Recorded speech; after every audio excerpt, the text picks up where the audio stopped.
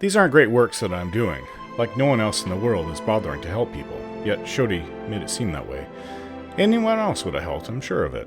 I would have even transported them all myself if I couldn't get Captain Suduzo to agree to take them. Anyway, as I said, things like gaining wealth and titles, a big home, are all wonderful and all, but since my death, they don't rise as highly in my regard as they used to. Though I suppose if doing things like helping Biha and her children garner the admiration of a pretty girl like Shodi, I won't mind. I aim to better the welfare of the people of the Gullet. This is no way to live, slowly starving and eating garbage. How the nobles of Nekataka, the people in charge of overseeing everything here, have allowed this to get to this point is beyond me. I wouldn't stay here if I was one of the Raparu. Why stay and die when there's a whole world out there for them to live in? I suppose for the infirm, very young and old, it is difficult to be in this position. That is why I really want to help Biha and her children. Sounds like there's a lot going out there in the islands. Slavers attacking tribes, tribes going to war and the losers leaving. They all seem to think that coming to Nekataka is the answer, but being stuck in a place like this where one cannot survive is worse than trying to make it out there. So where I can, I will help those I come across, and I've come across the Gullet.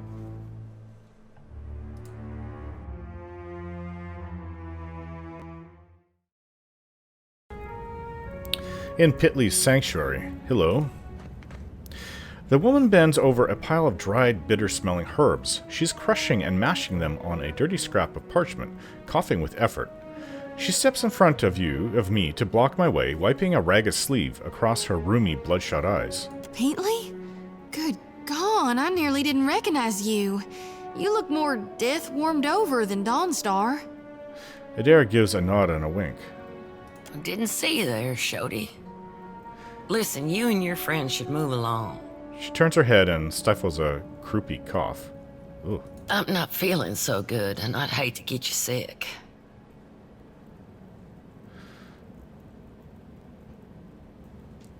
Are you ill? Nothing a little ginger root and some bed rest won't cure. Please, let me be. She takes another step, blocking my view of the room beyond. The herbs on the table give off an odor that scratches at my throat. Perhaps there's something I can do to help. That's not... She erupts in a fit of coughing. As she catches her breath, she gives me a closer look. Wait, you're the one someone and the other Dawnstar's been talking about. She lets out a rattling sigh. In that case, maybe there is. There's some sick Raparu in the back. Not much I can do for them now besides keep them comfortable. She looks at the crimson speckle on her wrist. And hidden. In my village, the sick went to the other side of the mountain. Is there nowhere deeper you can flee? It's better than leaving them to wander the district. I can give them a dignified death, if nothing else. Why are you hiding, sick people? Because they've got Drowner's lung. Spreads like gossip and kills even faster. What is it exactly? What's Drowner's lung? A gift from the Valians. She scowls, dabbing the rheum from her eyes. Fills your lungs with fluid. Gets you coughing all the time, trying to clear them. One of my patients coughed so hard, she broke a rib. Oh my. Eventually, it gets so bad, you can't hack it out. Sounds terrible. You just lie there, struggling for breath, until you choke on your own phlegm. I hear it's a long, hard end. She trails off for a moment, a distant look in her watering eyes. Go on. I heard some Raparu had gotten sick, so I brought them here to care for them. City healers don't come down here. She frowns and gives her nose a vicious swipe. The Raparu have no healers of their own? Takehu pulls at one of his long hairs, frowning. She shakes her head. These people are laborers and fishers. Many aren't even Kahanga. Wound up here after raiders and slavers tore their own tribes apart. Yeah. She turns back to me. Anyway, I realized what was wrong when I heard the rattle in their chests. The way they gasped for air. She wipes the back of her hand on her leg and shudders. Only cure is an elixir made with pine seed oil. It costs a lot, though not nearly as much as an epidemic. Still, if news of this outbreak gets out, these poor souls will get tossed into the old city. No one with any money in Nekataka spends it on the Riparu.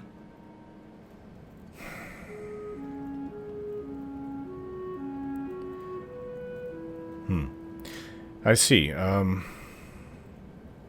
Is there any way I can get a cure? You can get nearly anything on Delver's Road. Only trouble is finding it. And paying for it. Another reason to go there. Unfortunately, the children of the Dawnstars don't have many connections in this part of town. She turns away, whooping and hacking into her arm.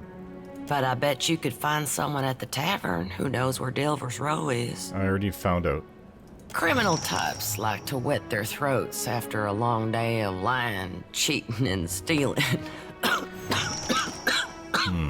She chuckles herself into another coughing fit. Okay, other than that, I was told you may be able to help with the food shortage in the Gullet. We tried, but the one-away is prize share, meaning anything we'd give these people has to go through the palace. Akara, it is for the Ranga and the Mataru to feed the tribe. Best I can tell, our food went to the Queen's table, assuming it didn't rot in the storehouse first. If the Queen sanctioned more shares for the Riparu, would the Dawnstars donate crops again? Her thin lips worry together, but she nods. That's a question for Samhain. I'd ask her myself, but I got my hands full here. She's High Priestess at the Temple of Gone. Tell her Pitney sent you. She'll listen. Probably. Temple of Gone. I don't remember. I didn't exactly explore the temple area, but we can go back there.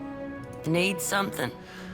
Yeah, what interest do the children of the Dawnstars have in the Gullet? These are the worshippers of Gone? The group that Shoti was part of when I first saw her.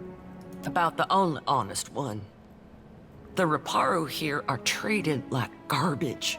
Even made to eat garbage from that scrap heap opposite the lift. She shakes her head. Not that I need to tell you. And Dario and his Principi scum took advantage of the neglect down here to set up the black market on Delver's Road. Oh, that's where Dario is from. He's a Principi. Makes sense. Can you tell me more about Dario? He runs most of the criminal mischief that goes on here. Some say he's an old Valian traditionalist. Some say he's a thug with good taste. She holds her hands out, shifting her open palms like platforms on a scale. Either way, I steer clear of him. She shivers, whether out of fear or illness, I couldn't say. Go on.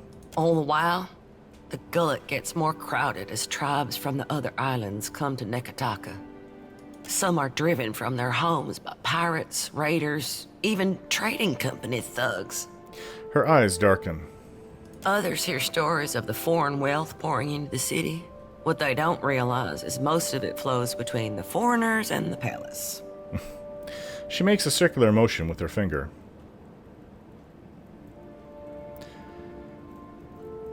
Then maybe Delver's Row spreads some of the wealth down here. That's what Dario and his people say. They recruit Riparu to sneak things from the docks, report on meetings between traders. I can't blame the Riparu. Not when the alternative is eating from a trash pile. But I don't trust these Principi any more than I do the trading companies. She folds her arms, shaking her head. Yeah, I don't know what to think of them either. I mean, they are basically pirates with some kind of code. And whenever the city authorities finally crack down, the Riparu will be caught in the middle. So the Dawnstars are helping out. As best we can. Most of us came from Raed Saris after the Vorlis Plot and the Saints War. Or we were born to families that did. Yeah, which explains Shoti being here. We remember what it's like to scrape by. Her eyes stray to the stained and spotted floor for a long moment. I see. Well, I mean, that's the same thing as Adair and myself. We come from that area as well. Some days, I think maybe this is why Aethys brought us to Deadfire. So we can do some good. Other days, I'm too damn tired. She arches her back, popping her spine. Okay, so I will see about the cure. I will return when I can. Farewell. And I don't actually want to go back there. The flasks are empty, but for the crusty reside of used-up medicines. So we basically have to go to the Gullet. Sorry, to Delver's Row. I don't know.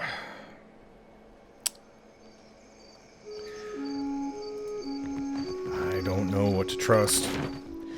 But if I have to deal with this Principi fellow, Dario, then I have to deal with him. That Dawnstar may be able to help. What say? Help how? Poison me? Akira, no thanks. Sweet incense masks the odor of the offerings, rotten fruit and spoiled fish. Yeah, it's pretty bad smell. Okay, the moment of the truth. I think I would like to meet this Dario.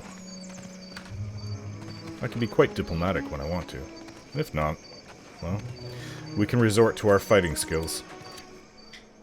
We're all getting better. We enter a dim alleyway that reeks of urine and torch smoke. Yeah, because they just have to stop and pee on the walls as they go past.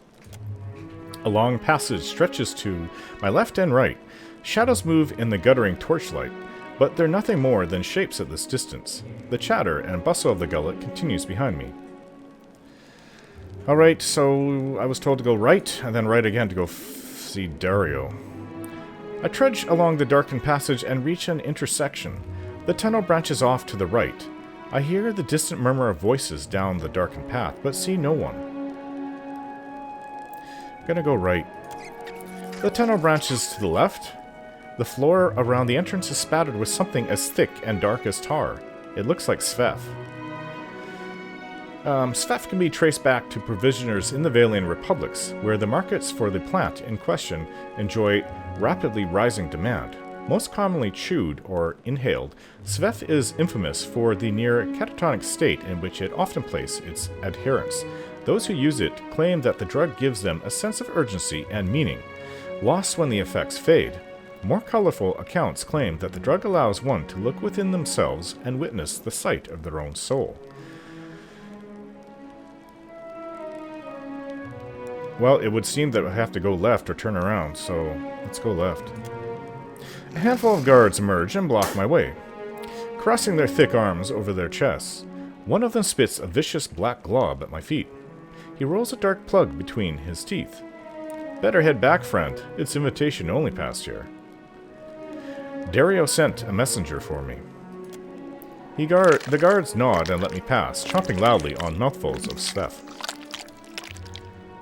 Yeah, it's also a disgusting habit. At the end of the passage is a stately door crafted of polished mahogany. Through the small slit in the door, I catch flashes of fire-cast shadows and bright textiles. The scent of sandalwood and cinnamon oil come to me on a warm draft. Whatever's beyond the door is likely far more elegant than anything else I've seen near the Gullet. Enter the hideout.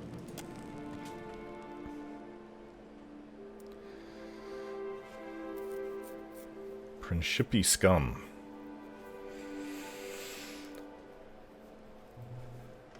Well, they've allowed me to come in, so let's find this Dario. I don't think this is Dario. Don't keep the boss waiting. He never saw us here. Oh, this room actually isn't too bad. And he is a Valian, as was said. But different races around him.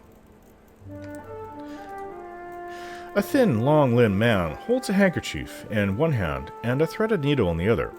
As I approach, he sets his handiwork aside, and I see an elaborate goldwork pattern embroidered around the edge, the same pattern that adorns his brilliant tunic. I also notice a strange bulk beneath the thin fabric of his trouser legs that runs from hip to ankle. The hero of the Riparu visits me at last. The hero of the Riparu, I helped Biha, and that was it.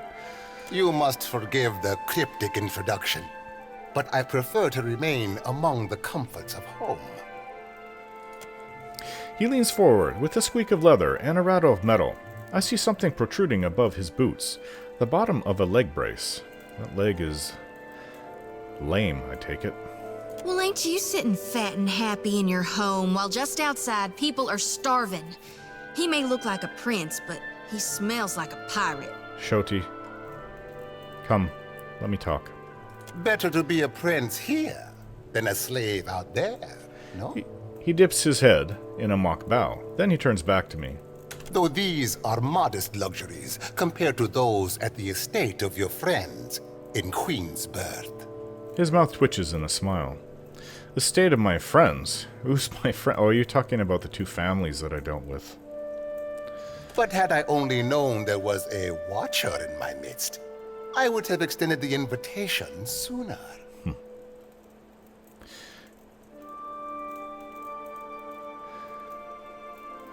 Thank you for the courtesy all the same. A pleasure. He dips his head. I am thinking we could be grand friends, you and I. You cannot have too many friends in Nekataka. Dario bares his perfect even teeth in a smile. Kara, but I am worth 5 friends at least. Takehu. And I need only a favor. An insignificant thing for a watcher like you. Let's hear it. There is an artifact called the Cornet of Waves, which is currently in the possession of a Juana named Takano. Okay. I would like you to liberate it for me. He flutters his slender hands in a way that resembles a bird taking flight.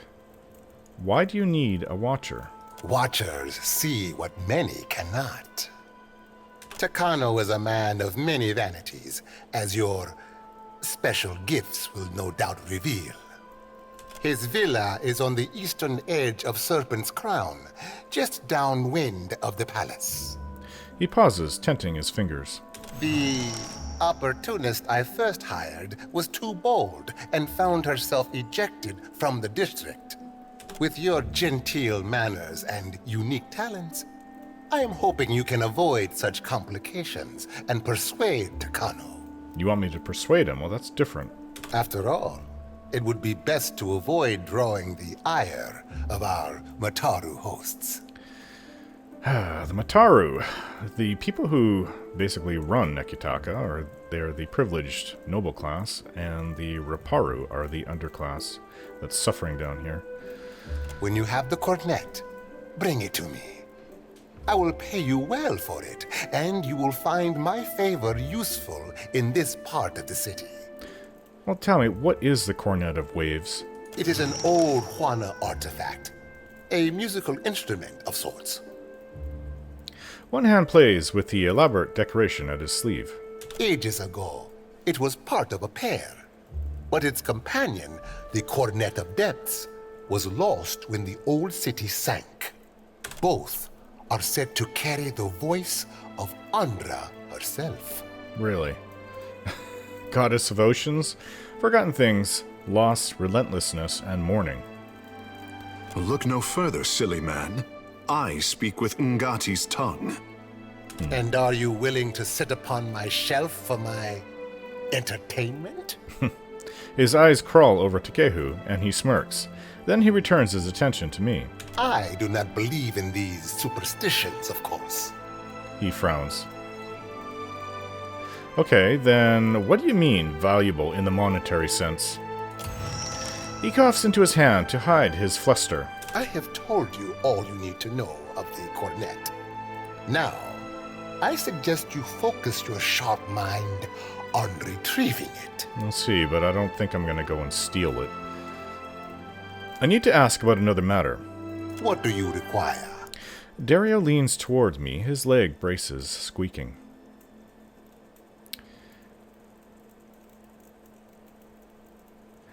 I need to speak with Mad Morena. Patience. First, you must bring me the Cornet of Waves. If you don't mind me asking, what happened to your legs? A storm, a rash decision, and an accident at sea. One that took my sailing days, but not my skill with a needle. He smiles cryptically. Life in the Deadfire is unpredictable. Sometimes it takes you in its jaws only to spit you out onto some new shore. The Principi seem divided. Which side are you on? Why must we speak of sides? Like squabbling merchants from the republics. He makes a face as if he's just smelled something awful. Once, there were no sides. Only Principi, a people united by common interest and culture. But as our fame has grown, Yeah, so have our numbers. and some of the new ones are not very cultured, as you would have put it. They're actually backstabbing cutthroats. Many of these new bloods have no sense of restraint and little regard for our heritage. His long fingers stray to his shining solient. The Principi have survived this long because of their traditions. And the grand empire of Aelia lasted many hundreds of years. But even it collapsed. The faint trace of a smile formed on Adair's lips. The new bloods are Principi too now. And many are inventive in ways the old guard is not. Yeah, I've seen it firsthand. Inventive or not, their ships will end up in Andra's clutches. Sea goddess. For such a serious people, you Rawatayans have most colorful imaginations. Dario turns back to me. Okay, I think we've taken up enough of your time. Farewell. Little cannon over there. On it. The cannon is engraved with emblem of the Royal Deadfire Company. It's a very small cannon.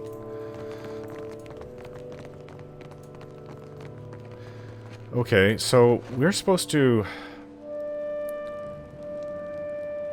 explore the Narrows. I leave the opulence of Dario's hideout behind me and return to the dank and drafty tunnels. The floor around us is stained with dark wads of phlegm. The alley curves away to the right. Okay, so we went right, then right. Let's try going right this time. We trudge along the darkened passage and reach an intersection. The tunnel branches off to the left and right. I hear the distant murmurs of voices, but see no one.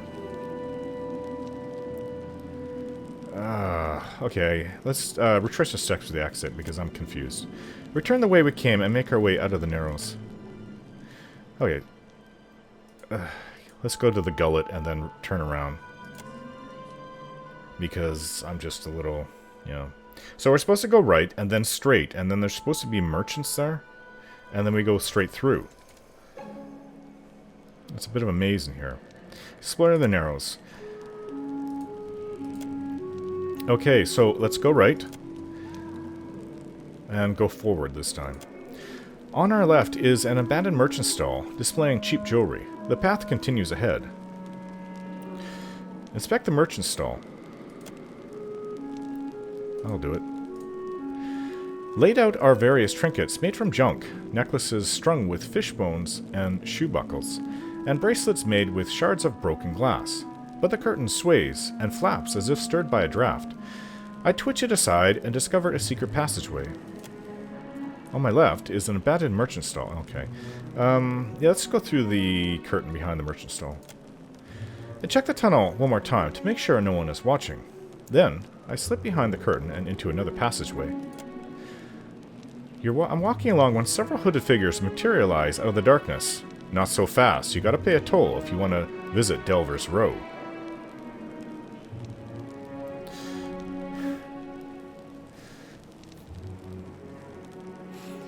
Well, good folk, open markets are vital to a healthy economy. Would you turn away a paying customer? They look at each other and shrug. Last time I came through, there was a man with a scar. I paid him. They shrug and stand aside. Continue on, and the rough stone changes to smooth cobbles under my feet. Wan lamplight shivers ahead, as yellow and tremulous as fear itself. Before me is a narrow cavern that wreathes with shadows and echoes with the music of jingling coins. So this is Delver's Row. Delver's Row is somewhere beneath the Gullet. It's a loose confederation of thugs, thieves, and black marketeers, and other seedy individuals, known as Delver's Row. It's a place where most things can be found for the right price, and word always travels quickly.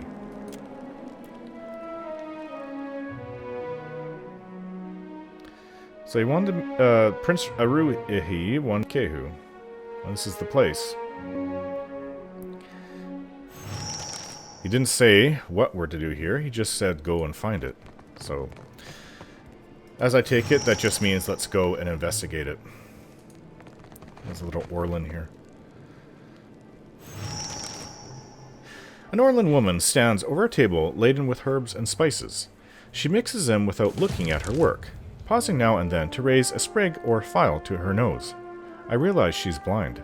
It's the smell of cardamom that drew you, no? Or perhaps the sting of fresh pepper. Or maybe you seek something with a stronger bite. She swivels her ears, but her cloudy eyes do not find me.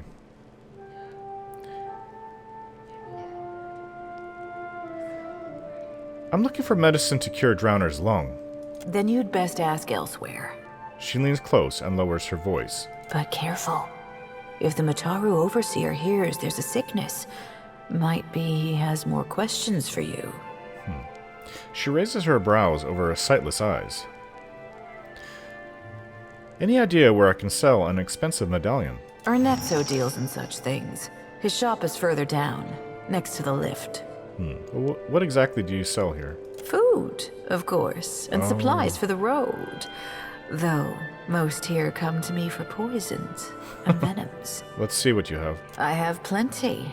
Though, if you're buying poison and ailment, mind you store them separate. It only makes sense. Well, she sells a little bit more than just food and poison. Some nice armor. Although it's not as tough as I would have it.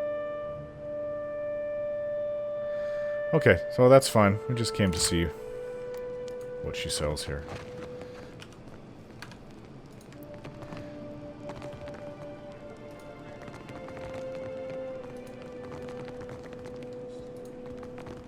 Looks like Principi to me.